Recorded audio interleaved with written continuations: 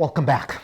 Motorists and other petrol users in the country will pay more at the pump for the next 30 days. You're actually already paying for it. Now, in the latest review by Energy and Petroleum Regulatory Authority, APRA, super petrol will cost users 77 cents more, while diesel and kerosene prices, however, remain unchanged. In Nairobi, super petrol will retail at 127 shillings and 14 cents per litre, diesel at 107 shillings and 66 cents per litre, while kerosene will go for 97 shillings and 85 cents per litre in the new review. According to APRA, the prices of super petrol were influenced by 1.5%, increasing the average landing cost. In the coastal town of Mombasa, super petrol will retail at 124 shillings and 72 cents, diesel at 105 shillings and 27 cents, and kerosene at 95 shillings and 46 cents per litre.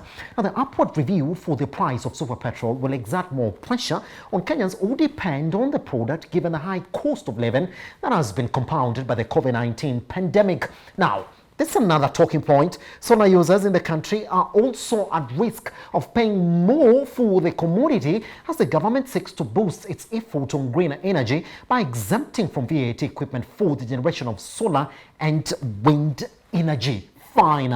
Good. Let's look at the average prices of fuel in the country all the way up to 2021. That's the way it is. So that remains unchanged except for petrol, and you can actually see the levels that we've been walking around all the way from 2018 to 2021, sort of pointing towards an increase in terms of the price of that commodity. Now, taxes, let's look at exactly how they have been around that area as well. Shows you the same thing. We have been on an increasing trend from 2017 all the way up to 2019. Reginald, this morning, question being that at the time when the country is crying of the effect of the coronavirus pandemic on the economy, at a time when the government is promising that they will do as much as they can to bring the cost of doing business down in this country, at a time when we do have the diesel fund that is supposed to act as a hedge fund for expensive fuel prices in the country, that is not happening. Despite that, we keep on seeing an upward review. Question being this morning, and that's the question on everybody's mind: can the government find a way to shield the economy from expensive fuel? Yes. Thanks. Can I say something? Yes, Reginald. Yeah, so the government can actually shield Kenyans from high fuel prices. Yes. But it's not something that you do when the prices have gone up. Fuel prices were at $38 a barrel June last year, yes. June 2020. The country has not invested in capacity of storing fuel. That's number one. If you have the capacity to store fuel, then you would have bought a lot of fuel at 38 a barrel that you can release into the economy when the more expensive fuel comes in. And that's number one. Number two, if you build infrastructure, the refinery in Mombasa was closed down. But if you build infrastructure to refine your own crude instead of buying refined already, yes. Then that's another way of being able to cushion for prices. But stockpiling is the best way you can handle fuel prices when you have a fuel when you're in a fuel importing country. Stockpiling is the best option you have. Second, your own refinery is another option. So if the government really does want to make sure that fuel prices and energy costs are reasonable going forward in the future, then an investment needs to be made in the infrastructure in terms of storage capacity and also refining capacity, so that you're not importing refined petroleum, but you're importing crude petroleum. Yes. But the methods that they are trying to use of where they pay oil marketing companies on the side so that the price is not does not change like what they did the last month is not a sustainable method. Because for the government to do that, they will have to find money from somewhere. Yeah, any money the government spends is either borrowed or it's revenue. So if people cry and say government come in and help, they will help, but someone else will be beaten on the other side, either by increasing debt or by finding something else that they will tax going forward. So if the government really wants to cushion, that's now for long term. But if you want to look for an immediate way that the government can cushion whatever, it's just remove the taxes that they have on them. The tax regime in the country is punitive. The tax regime in the country is not conducive for growth, sorry to say, and no economy has ever grown by overtaxing their population, overtaxing businesses. And Yes. when you tax fuel, you are taxing everything across the spectrum, because that means you're taxing transport, you're taxing that will lead to an increase in the cost of goods. As farm produce moves to the cities, if fuel is high, that farm produce becomes more expensive. Disposable income for people reduces because you're spending more on goods and on transport and on energy. So if the government says we will remove this tax from there so that we can spare growth, because if transport becomes cheaper, production becomes cheaper,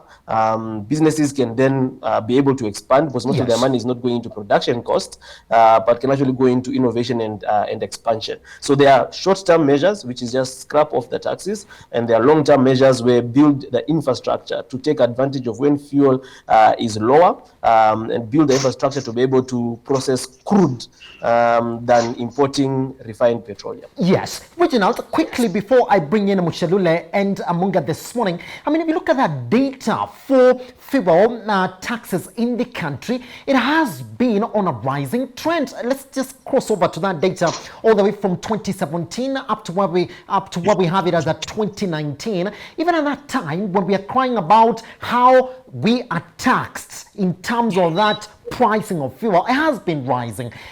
And I say this because now the National Energy Committee did actually start investigations into how EPRA are taxing a litre of fuel in the country. Do you feel that somebody is happy that they are like that, Reginald, because that data corresponds across the board?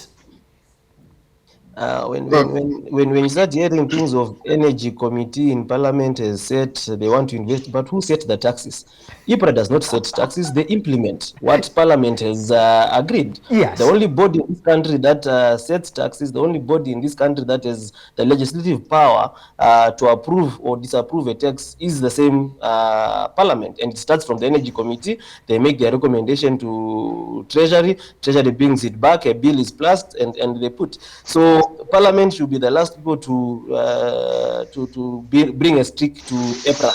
Yes. They have the capacity to actually scrap those taxes in literally one sitting if they want to. So I will not take anything that comes from that committee serious. Okay. All right, let me bring in Amunga now for this morning. Amunga, quickly as we come to the end of this conversation, do you share the same sentiment as well as Reginald? I also Yes. Yes, Muchelule, I'll be coming back to you. Yes, I share those. I think Reginald is very, you know, I like him. He has put it so clearly, you know, and Yes. it's made me even smile this morning. Yes. The truth of the matter is this, Reginald and other listeners who are listening to us, what happened to Tulo oil? What happened to our oil in Turkana? Why are we not talking about it? It all boils down to one thing: leadership. You can imagine right now, Uganda wants to start getting their oil to Mombasa, to Dar es Salaam. They want to start exporting oil, but we have that same thing. But nobody's now talking about it. Why? It is not even just about taxes, because these taxes, from what I see, are not going to go down. These taxes will keep rising every single day because we already got into a debt situation. The prices of fuel, Kenyans, listen to this, will keep going high because government will want to continue taxing us more because they have borrowed heavily. These roads they are constructing behind my house here called, I don't know, expressway and whatever. These things are costing these people money. They have borrowed, and there's nothing they're going to do about it. We will have to bear with this government. Tutavumilia mpaka hii miaka 5 ama miaka 10. Dr. Muchelule, clear the conversation for us as well. Do you share the same sentiment with Amunga and Reginald? Quickly, if you can. Okay. Technically, you need to understand that the price stability is commonly indicated by the inflation rate. Yes. Calculated as the percentage change in either the consumer price index or the gross or the GDP price deflector. So, putting in mind what I've talked about the price stability on the issue of the petroleum sector, you look at the recommendation. According to the Vision 2030, they say that the National Oil Corporation of Kenya was mandated to supply 30% of crude oil requirements into the country. Yes. But right now we are near 2030. Nothing substantive has been achieved. True, the price increase, somebody just come from somewhere, from nowhere. So I'm asking, what is the role of the Energy Committee in Parliament? Do they come up with a specific formula on how this thing can be increased? Or they just wake up in the morning? I can just say it's a total guesswork what is happening on this. And once such kind of things happen, automatically, if the fuel is affected, the entire economy is affected, because everything will rely on petrol and energy. Ask yourself about the Tula oil. We thought that there may be the price going to be high, to be low because of Tula oil. Yes. Ask yourself about the Lamu port. We thought that maybe things are going to change, but things are not changing. So it means that, one, we don't have the experts in handling these policies, dealing with these issues, to give the government the right advice, or maybe we have a lot of conflict of interest, and that's why the government here right now, we don't need to invest much on infrastructure.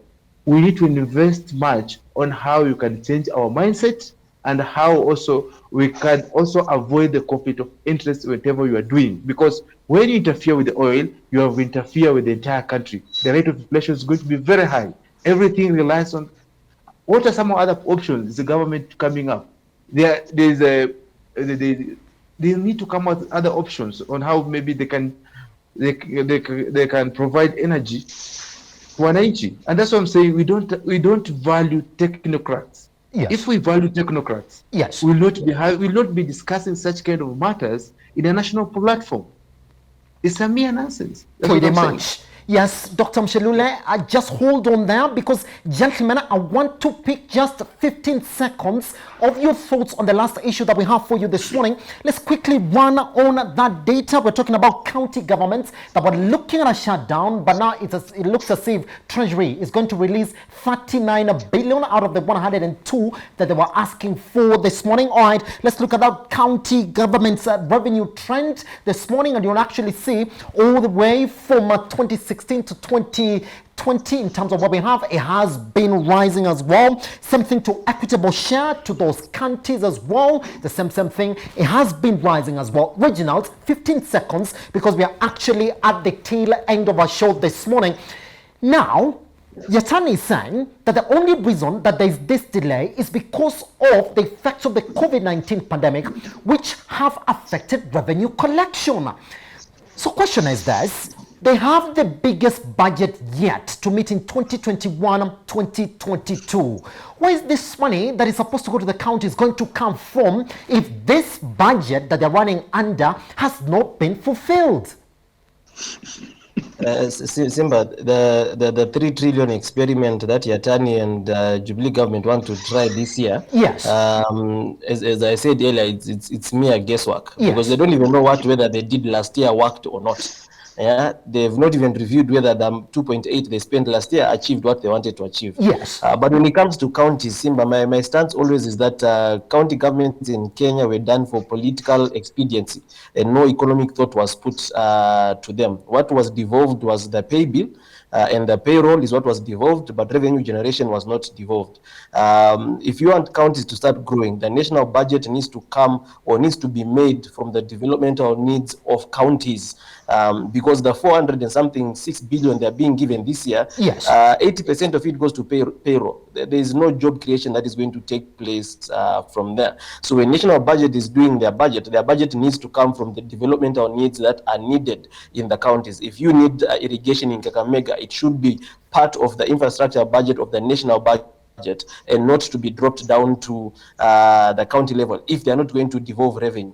But if they're going to devolve revenue, it should be very simple. If VAT is collected in Kisumu, it should stay in Kisumu. Yes. It should not go to the national government. Like that. Then county governments become economically viable. Right now, on average, all of them do not even collect, because the total collection of all counties, their own source revenue is only 38 billion shillings. That's less than 1 billion per county if you use 47 counties.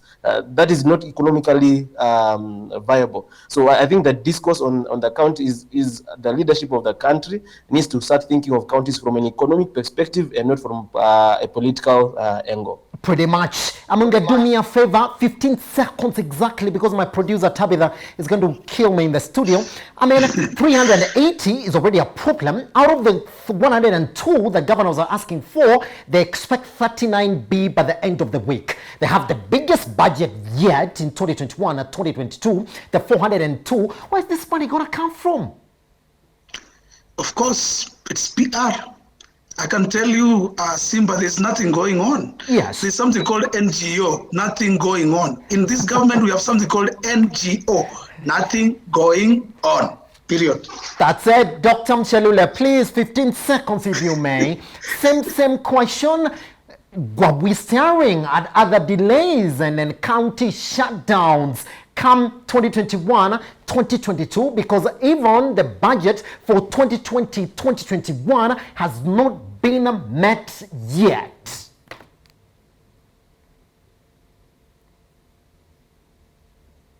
Muchelule, can you get me? Unmute your mic. We have 10 seconds now. Yeah, yes. I want to ask my viewers and also you, take 3 trillion that we have divided by 46 million. We find that every Kenyan should have 77,000 approximately.